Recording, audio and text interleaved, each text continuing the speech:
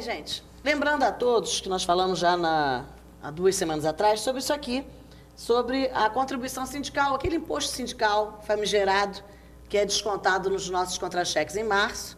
Foi enviada à Prefeitura a solicitação do Sindicato Estadual dos Profissionais da Educação para que esse dinheiro seja depositado na conta do CEP Rio, do CEP Central, para que seja redistribuído aos profissionais da educação. O CEP não fica com dinheiro de imposto sindical, nunca recebeu, tá? Voltamos a fazer esse esclarecimento, mas queremos sim ter a posse para poder fazer a devolução, porque os outros sindicatos recebem e ficam com esse dinheiro. Sindicato que tem contribuição mensal não precisa ter imposto sindical, né, gente? Já tem a contribuição dos filiados voluntários. Então, a pessoa que não é nem filiada não pode estar sendo obrigada a contribuir para sindicato. Tá? Então, a gente chama todo mundo a estar se filiando, porque é através dos sindicatos que a gente luta e não tem outro jeito de conseguir as coisas a não ser pela luta. Falando nisso, França, só para título de ilustração, nós estamos com vários estados da federação em greve, fazendo movimento já de luta. Por quê? Porque estamos enfrentando uma situação que é comum a todos nós, tanto aqui quanto no Nordeste, no Sul. A situação, o tratamento que vem sendo dado à categoria dos profissionais da educação é o mesmo. Educação não tem sido encarada como prioridade no nosso país, infelizmente. Então, estão em greve hoje São Paulo, as redes estaduais desses estados, Paraná, Santa Catarina, Goiás, Bahia, Alagoas, Pernambuco, Piauí, Pará e Amapá.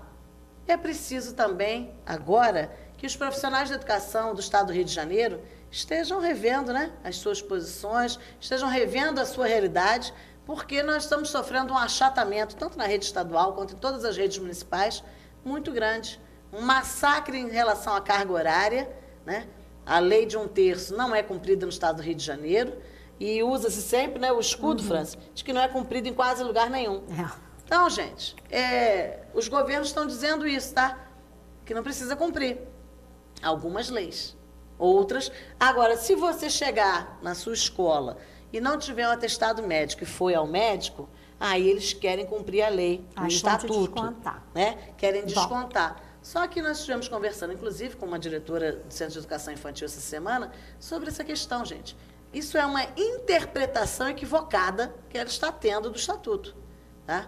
Porque a falta, quando você vai ao médico, ele te dá o atestado. Se você não precisou faltar, você foi lá e pegou uma declaração daquele horário. Aquilo tem validade, sim. Você estava no médico, aquilo não é injustificado. Não é.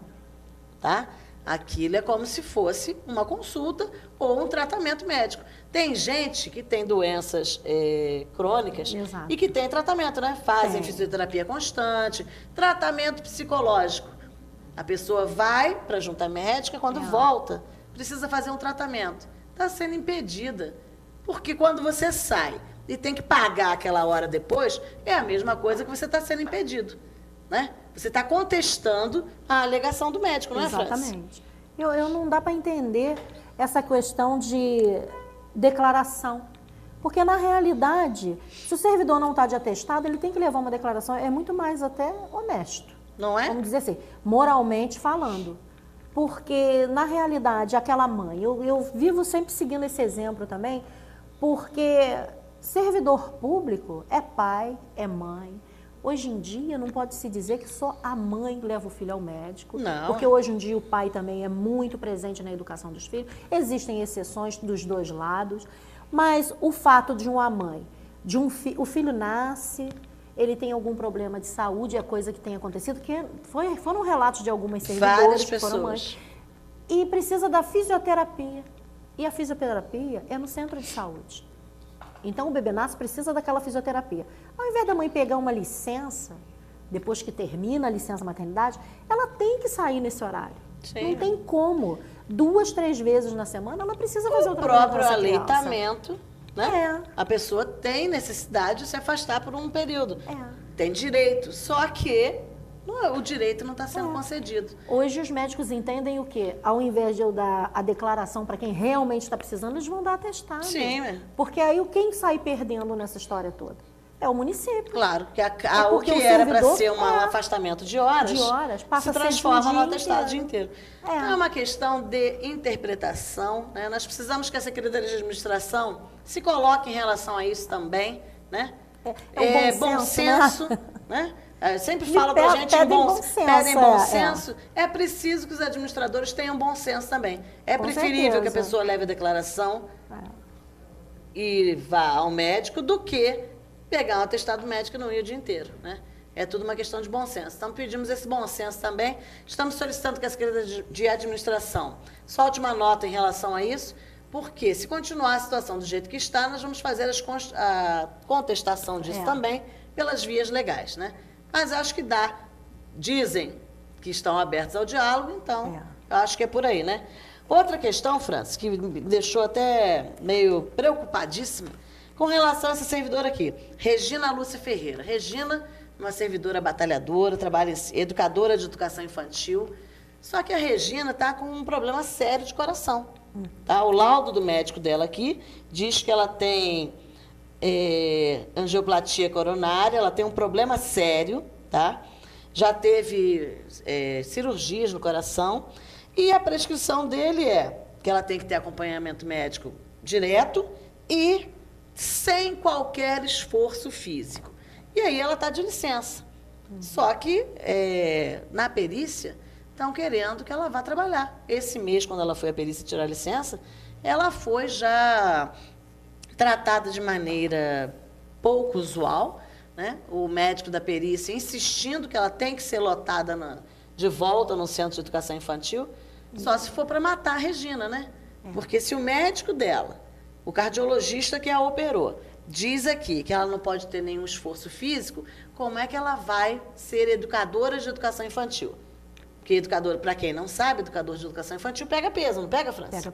Pega peso, com certeza. Hã? Tem que cuidar das crianças, pega peso na hora de fazer higiene, na hora até de dar um banho, porque muito dos 6 dão banho nas Dá crianças. colo. Tem que dar colo, porque quem de nós vai ver uma criança que está querendo um colo, porque já está sem a mãe o dia inteiro? É um cuidado especial que aquela educadora tem. Então, quando chega, até as crianças têm essa mania de agarrar nas pernas da gente, os que já estão andando, Sim. claro. Porque uns estão até engatinhando. Os de colo. Como? Então, vai ter que abaixar. E nessa de abaixar, tem que pegar essa criança. Então, é um óbvio, não precisa ser médico, não precisa ser especialista para saber que a saúde do trabalhador está equivocada nos casos aqui da Regina. Tem que ser revista essa situação, sim.